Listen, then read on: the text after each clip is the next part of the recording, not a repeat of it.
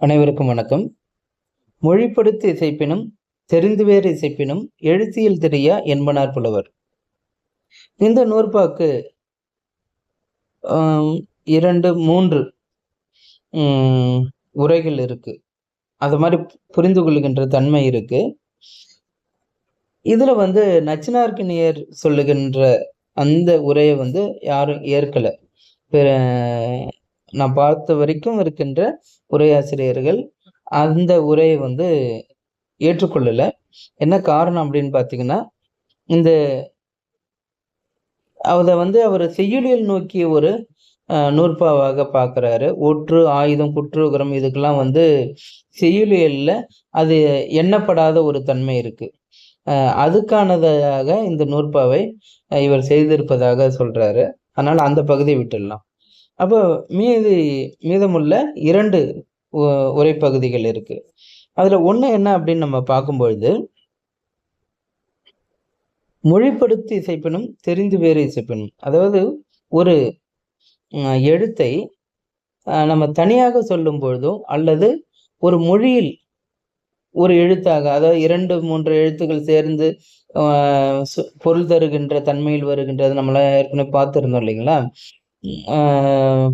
ஒரு எழுத்து ஒரு மொழி, 2 எழுத்து ஒரு மொழி, 2 இசைக்கும் தொடர் மொழி, அதை மாதிரிலாம் பார்த்துருந்தாங்க. அப்ப அந்த ஒரு பொருள் தருகின்ற ஒரு மொழியாக வரும்பொழுது அதில் வருகின்ற அந்த எழுத்துக்கள் தனியா வருகின்ற எழுத்துக்களுக்கு மாத்திரை சொல்லியிருக்கின்ற அதே அளவுதான் உச்சரிக்குமானா அதுல இருந்து வேறுபடாது.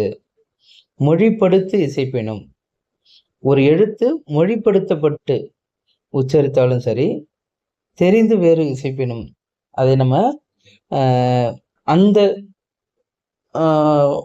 எழுத்திற்கான அந்த ஓசையில் உச்சரித்தாலும் எழுத்தியல் தெரியா என்பனார் புலவர். அந்த எழுத்து எப்படி மொழியில வந்தாலும் சரி, தனியாக வந்தாலும் அதனுடைய மாத்திரை அளவு மாறவே மாறாது. அதனுடைய இயல்பு என்பது அந்த மாத்திரை அளவு, அது மாறாது என்பனார் புலவர் அப்படின்னு சொல்றார். இது ஒண்ணு. இது 2வது. இதுதான் நம்ம முக்கியமான ஒரு பகுதி.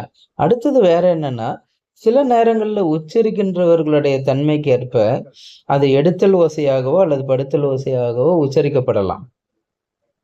அந்த ஒரு நிலையிலும் கூட இந்த எழுத்தானது அதனுடைய இயல்பில் இருந்து மாறாது. அதற்குரிய அந்த எழுத்துக்குன்னு இருக்கின்ற அந்த மாத்திரை அளவு மாறாது என்பதுதான், அதனுடைய தன்மை மாறாது. அந்த எழுத்துக்குரியது அது மாறுவதில்லை என்ற அடிப்படையில சொல்றாரு. ஏன்னா வேறு என்றதனால்னு சொல்லி இது ஒரு கூடுதல் செய்தியாக இளம்பூரணர் சொல்றாரு. அப்ப அந்த ஓசை வேற்றுமை இருந்தாலும் அந்த எழுத்துடைய இயல்பு, அந்த எழுத்துடைய இயல்பு என்பது மாறாது. ஓகே, புரியுதுங்களா? அப்ப இந்த 2 பொருள்கள் இந்த ஒரு நூற்பாக்கு கிடைக்குது. நச்சினார்க்கினியர் பகுதி நம்ம வேண்டாம், இதை விட்டுடலாம். இந்த 2 அடிப்படையில 1, 2 இந்த அடிப்படையில் நம்ம இதை பார்க்க முடிகிறது. நன்றி, வணக்கம்.